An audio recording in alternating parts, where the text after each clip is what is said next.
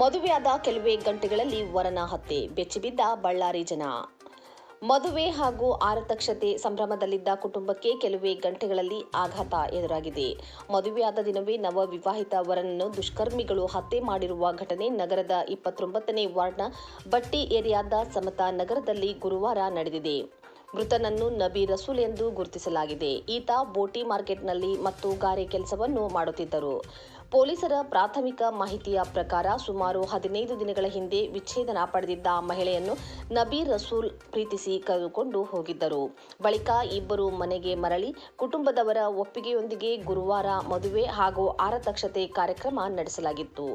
ಆರತಕ್ಷತೆ ಮುಗಿದ ಬಳಿಕ ರಾತ್ರಿ ಸುಮಾರು 11:30ರ ವೇಳೆಗೆ ಗೆಳೆಯನಿಂದ ಕರೆ ಬಂದಿದೆ ಎಂದು ಹೇಳಿ ನಬಿ ರಸೂಲ್ ಮನೆಯಿಂದ ಹೊರಟಿದ್ದರು. ಆದರೆ ಆತ ವಾಪಸ್ ಮನೆಗೆ ಬಂದಿರಲಿಲ್ಲ.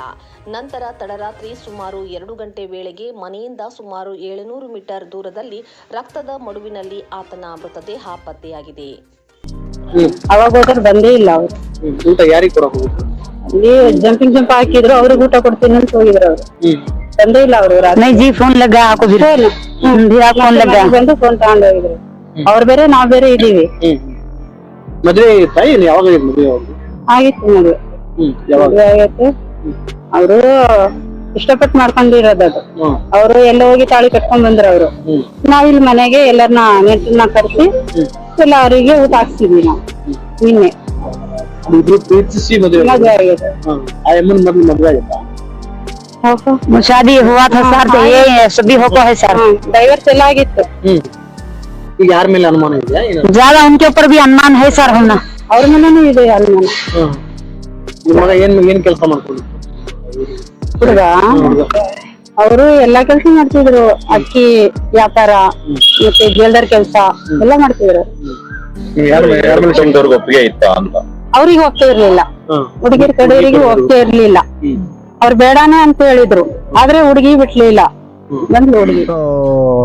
ಇವತ್ತು ಬೆಳಿಗ್ಗೆ ಸರ್ ರಾತ್ರಿ ಮರ್ಡರ್ ಆಗಿದೆ ಸರ್. ಇಲ್ಲಿ ಸುಮಾರು ಯಾವ ಟೈಮ್ ಆಗಿದೆ ಗೊತ್ತಿಲ್ಲ ಸರ್. ಇಲ್ಲಿ ಬಂದ್ಬಿಟ್ಟು ಬೆಳಿಗ್ಗೆ ನನಗೆ ಫೋನ್ ಬಂತು ಸರ್, ಹಿಂಗ ಅಣ್ಣ ಇಲ್ಲಿ ಮರ್ಡರ್ ಆಗಿದೆ ಅಂತೇಳಿ. ಇಲ್ಲಿ ಪಕ್ಕದಲ್ಲಿ ಸರ್ ನಮ್ಮ ಮನೆ ಇರೋದು ಬಟ್ಟೆ ಏರಿಯಾ. ಹಿಂಗ ಮರ್ಡರ್ ಆಗಿದೆ ಅಣ್ಣ ಇಲ್ಲಿ ಅಂತಂದ್ರೆ ಯಾರಪ್ಪ ಅಂತ ಕೇಳಿದ್ರೆ ಸರ್ ಅವನು ಹುಡುಗ ಇಲ್ಲೇ ನಮ್ಮ ಏರಿಯಾ ಹುಡುಗಣ ನಬಿ ಅಂತ ಹೇಳಿದ್ರು ಸರ್. ಅವಾಗ ನಾವೆಲ್ಲ ಬಂದು ನೋಡಿದಾಗ ನಾವೇ ಇಲ್ಲಿಂದ ಇಲಾಖೆಯವ್ರಿಗೆ ಫೋನ್ ಮಾಡಿ ಮಾಹಿತಿ ಕೊಟ್ರು ಸರ್.